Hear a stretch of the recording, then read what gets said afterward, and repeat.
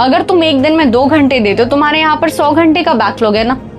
एक दिन में अगर तुम 2 घंटे देते हो, मिनिमम अगर तुम 2 घंटे देते हो, तुम्हारा 50 दिन मतलब 1.5 महीने में तुम्हारा बैकलॉग खत्म हो जाएगा। और कॉपी निकाल कर बैठो, तुम्हें खुद लिखना है तुम्हारा कितने घंटे का बैकलॉग है। मैं ये नहीं बोलूंगी कितने लेक्चर का बैकलॉग है, कितने चैप्टर्स का बैकलॉग है, तो बहुत ऊपर से मैं बहुत डीपली जा रही हूँ। कितने घंटे का लेक्चर है ये आइडेंटिफाई करना बताऊंगी।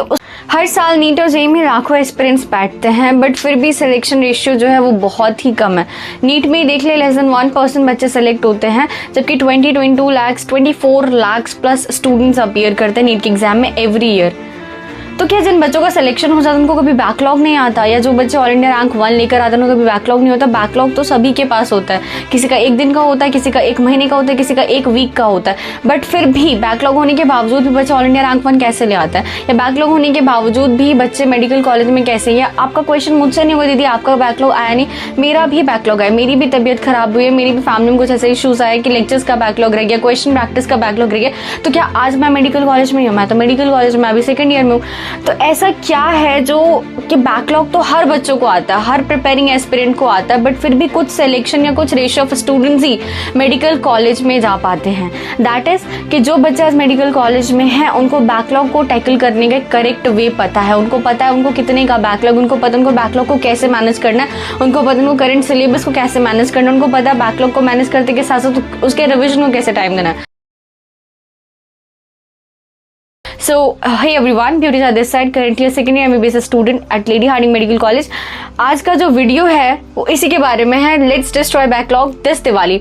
दिवाली में तो तुमको 3-4 दिन की छुट्टी भी मिल रही है। इसके अलावा दिवाली के बाद से हम 21 डेज का टारगेट लेकर चल रहे हैं, मोटा मोटी जिसका जितना भी बैकलॉग है ना, वेदर वो 1 महीने का बैकलॉग है चाहे वो 2 महीने का बैकलॉग है, पूरा का पूरा प्लानर है। सिर्फ मोटिवेशन नहीं है कि आओ 5 मिनट की मोटिवेशन लेकर जाओ तुम्हारा बैकलॉग खत्म हो जाएगा। पूरा प्लानर है कि कितने घंटे का बैकलॉग, उसको कितने घंटे में कंप्लीट करना है, कहाँ से लेक्चर लेना है, कहाँ पे तुमको क्या रिसोर्सेज मिलेगा, कहाँ से पढ़ना है, कहाँ से क्वेश्चंस लगना है, everything. Contents in the video में देखे तो आइडेंटिफाई करो डैश का बैकलॉग है, डैश का बैकलॉग नहीं अपना ही बैकलॉग है, बट कितने घंटे का बैकलॉग है वो तुम आइडेंटिफाई करोगे। अभी पेन और कॉपी निकाल कर बैठो, तुम्हें खुद लिखना है तुम्हारा कितने घंटे का बैकलॉग है। मैं ये नहीं बोलूंगी कितने लेक्चर का बैकलॉग है, कितने चैप्टर्स का बैकलॉग है, तो बहुत ऊपर से मैं बहुत डीपली जा रही हूँ। कितने घंटे का लेक्चर है ये आइडेंटिफाई करना बताऊंगी। उसके अलावा तुम्हें करंट सिलेबस प्लस में बैकलॉग दोनों को एक दिन के टाइम टेबल के अंदर कैसे मैनेज करना है, चाहे तुम 12+ आवर्स का स्टडी करो, चाहे तुम 14+ आवर्स स्टडी करो, बट दोनों को लेकर कैसे ना वो बताऊंगी। हर टॉपिक का टाइम अलोकेशन क्या है। मान लो तुम्हारा सेमीकंडक्टर को भी टॉपिक का बैकलॉग है, मान लो सेमीकंडक्टर पूरे चैप्टर का बैकलॉग है, तो टाइम कितना दोगे तुम हर टॉपिक को। सोर्सेस तुम्हें बैकलॉग कहाँ से कंप्लीट करना है। शेड्यूल बैकलॉग का क्या होगा, एक दिन का अगर एक ऐसा बच्चा जिसकी कंसिस्टेंसी बहुत अच्छी है तो वो 10 आवर अपना रेगुलरली करंट सिलेबस को देगा, प्लस में 2 आवर प्रतिदिन बैकलॉग को देगा, उसको कंप्लीट हो जाएगा। अगर कंसिस्टेंसी अच्छी नहीं है, अगर तुम्हारा लगता है कि तुम 10 आवर पढ़ रहे हो बट स्टिल तुम इफेक्टिवली स्टडी उनमें से 5-6 घंटे ही पढ़ पा रहे हो, तुम्हें यहाँ पर अपना स्टडी आवर्स बढ़ाना पड़ेगा टू टैकल योर बैकलॉग। इसके अलावा रिवीजन ऑफ बैकलॉग कंप्लीट तो कर लेंगे, लेक्चर लेंगे, क्वेश्चन प्रैक्टिस कर लेंगे, पर बैकलॉग का रिवीजन भी कैसे करना है वो भी इसी वीडियो में बताऊंगी। इसके अलावा what I expect from you, मैं तुमसे क्या एक्सपेक्ट करती हूँ कि तुम प्रोकास्टिनेशन को अवॉइड करोगे एंड स्टार्ट बीइंग कंसिस्टेंट। ठीक है, वीडियो आगे देख। बैकलॉग ऑलमोस्ट सभी बच्चों को आता है, तो on the way of completing backlogs, जब एक स्टूडेंट मान लो राम है श्याम है वो बैकलॉग को कंप्लीट कर रहा है, तो हमारे पास 2 सेक्शन के बच्चे आते हैं। पहला लेट्स सपोज कि हमारे पास 2 कैटेगरी के बच्चे, दोनों को केमिस्ट्री के 5 चैप्टर्स का बैकलॉग है। 5 चैप्टर्स का बैकलॉग है, मान लो कि 20 लेक्चर्स का बैकलॉग है। अब 20 लेक्चर्स का बैकलॉग है, हमारे पास 2 सेक्शन ऑफ स्टूडेंट्स आते हैं। पहला वाला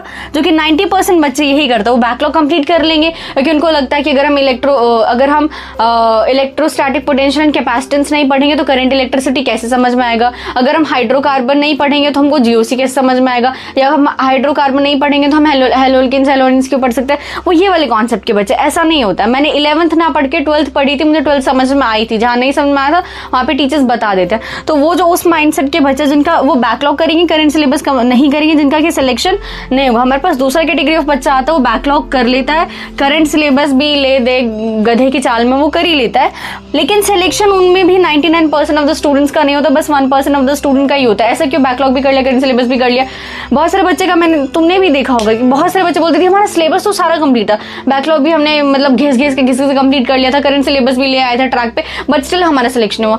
कमी कहाँ पर थी? उनका बैकलॉग कंप्लीट था, करंट सिलेबस कंप्लीट था, बट रिविजन सब पे वो लैग कर रहे थे, वो मोक्स नहीं दे रहे थे। वो बैकलॉग्स कंप्लीट करने के ऐसे भीड़ चाल में लग गए कि वो अपना टाइम रिविजन के लिए या मोक्स के लिए निकाल ही नहीं पाते थे। तो 1% जिनका सिलेक्शन होता है उनका टाइम मैनेजमेंट इतना बढ़िया होता है कि वो बैकलॉग करंट सिलेबस दोनों कंप्लीट करने के बाद रिविजन भी कर लेता है, मोक्स भी देते हैं, बैकलॉग प्लस करंट सिलेबस दोनों का, इसके साथ साथ गलतियों का एनालाइज भी कर लेता है एंड मेडिकल कॉलेज में सीट लेकर MBBS भी कर रहे होता है। तो अब without doing any further delay जल्दी से देख लो बैकलॉग कैसे खत्म करना है। अब देखो, कोई हाइपोथेटिकल बात नहीं, एक नॉर्मल स्टूडेंट के सिचुएशन को लेकर चलता है कि उसका फिजिक्स में कुछ 4 चैप्टर्स का बैकलॉग है, केमिस्ट्री में कुछ 5 चैप्टर्स का बैकलॉग है और बायो में भी कुछ 4-5 चैप्टर्स का बैकलॉग है। इसको लिखना कैसे? कॉपी निकालो, पेन निकालो, तुम्हारा जितना बैकलॉग है ना, बुक खोल लो, चाहे चैप्टर नहीं पता हो या बैच में जाकर देख लो, जितने चैप्टर्स का तुम्हारा बैकलॉग है, जितने लेक्चर्स का बैकलॉग है, जितने तुम्हारे वीक टॉपिक्स का बैकलॉग है, उन सबको ऐसे ऐसे सिस्टमैटिक वे में लिखना ताकि तुम्हें ये पता चल सके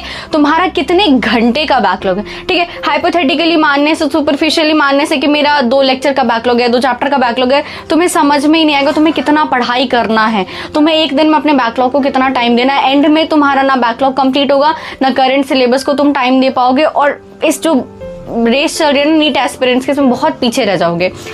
देखो, जैसे कि फिजिक्स है, फिजिक्स में मान लो कि एक बच्चा, उसके चैप्टर करंट इलेक्ट्रिसिटी उसने नहीं किया है, ग्रेविटेशन नहीं किया है, SHM नहीं किया है, सेमीकंडक्टर नहीं किया है।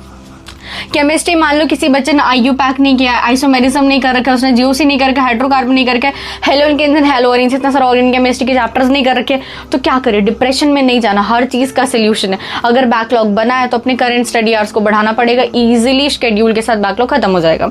देखो, पहली बात तो दीदी आपने यहाँ पर लेक्चर और ड्यूरेशन कहाँ से लिखे? अगर तुम्हें कहीं पर भी ना, तुम किसी पेड बैचेस में एनरोल हो, कहीं पर भी नहीं, तो PW या कॉम्पिटिशन वाला जो यूट्यूब चैनल है वहां पर उम्मीद बैचेस 3 बार आ चुके हैं।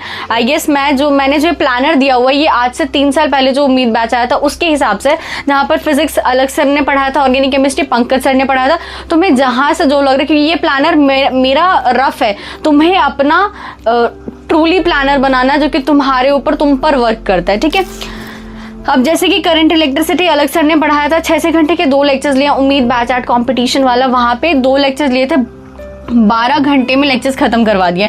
तो तुम्हें ऐसे लिखना है, यहाँ पर चैप्टर्स लिखना है, यहाँ पर वहां पे उस टीचर, चाहे तुम किसी बैच से पढ़ रहे हो, चाहे तुम उम्मीद बैच से पढ़ रहे हो, या कि इन बैच में भी जो बहुत सारे बच्चे होंगे वहां से भी उन्होंने सिलेबस कंप्लीट कर सकते हो, सेम सिलेबस टीचर्स पढ़ाते हैं किरण उम्मीद में।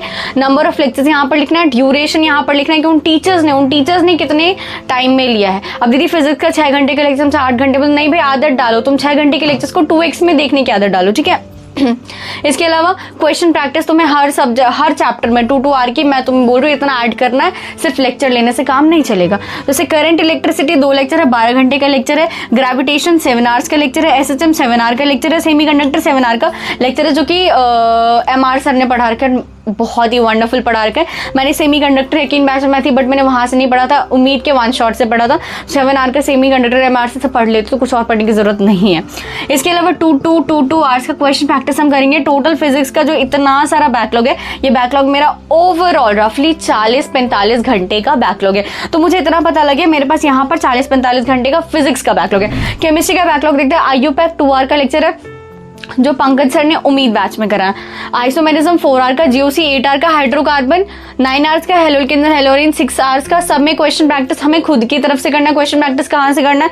मॉड्यूल हो, PYQ हो, एक्सरसाइज, NCERT इंडेक्स क्वेश्चन यहाँ सबसे कर लो। अगर ये सब भी नहीं मिल रहा है तो वही PW का ऐप इंस्टॉल करना, वहां पर उम्मीद बैच फ्री में जो जहां पर एक्सेस है वहां पर हर चैप्टर के 100 क्वेश्चन प्रैक्टिस के लिए शीट मिलती है, वहां से कर सकते हो। ठीक है, तो इन सबको हमने सम किया, लेक्चर प्लस में क्वेश्चन प्रैक्टिस, और 40 घंटे का बैकलॉग मेरे यहाँ पर बना। मेरा 40 घंटे का बैकलॉग यहाँ बना, 40 घंटे का बैकलॉग यहाँ बना, 80 घंटे का बैकलॉग है। अगर मान लो बायो का भी मतलब 3, 4, 5 चैप्टर्स का बैकलॉग है, मान लो 30 घंटे का बैकलॉग है, 40, 80, 100 या 110 घंटे का बैकलॉग है। इसको हम अपने current syllabus, current time table में कैसे फिक्स करेंगे वो देखते हैं। अभी तक में सबने अपना एस्टिमेट बना लिया होगा, नहीं बनाया वीडियो पॉज करके बना लो, तुम्हारा कितने घंटे का बैकलॉग है देख लो। फिजिक्स में मान लो 40 आवर्स का बैकलॉग, केमिस्ट्री में 40 आवर्स का, बायो में 20 आवर्स का, ओवरऑल 100 आवर्स का बैकलॉग है। है। तो करना कैसे है, 9 to 4 जो तुम्हारा लाइक 9 to 4 तुम अपना जो करंट सिलेबस चल रहा है उसका लेक्चर लो। फिजिक्स, केमिस्ट्री, बायो, एक दिन में 3 लेक्चर्स हर बैच में चलते, चाहे ऑफलाइन पढ़ रहा ऑनलाइन पढ़ रहा। मैं एक बैच से पढ़ी थी, मैं लक्ष्य बैच से पढ़ी थी, दोनों बैच में 9 to 4 लेक्चर्स होते थे। 9 to 4 तुम अपना करंट लेक्चर को दो, करंट सिलेबस को नहीं छोड़ना है, करंट सिलेबस का बैकलॉग आना ही नहीं चाहिए, ठीक है। इसके अलावा 6 to 9 जो तुमने यहाँ पर करंट सिलेबस पढ़ा उसका क्वेश्चन प्रैक्टिस करो, उसी का रिवीजन करो, उसी का एनसीईआरटी पढ़ो, उसी का जो अब आने वाला मॉक है उसको रिवाइज करो, उसका एनालाइज करो। ये 6 to 9 तुम्हारा करंट सिलेबस के प्रैक्टिस के लिए।